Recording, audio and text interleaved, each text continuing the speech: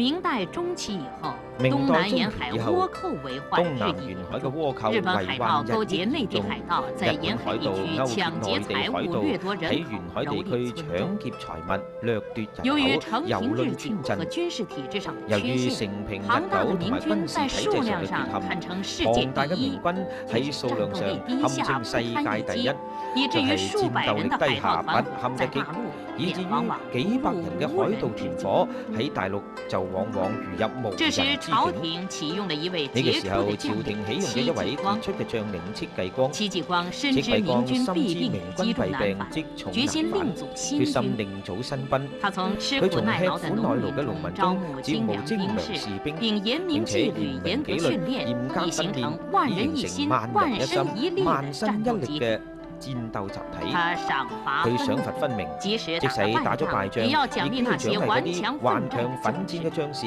而而打咗勝仗，也要亦都要處罰處罰那嗰啲些苟苟且且偷生之人。偷生嘅人。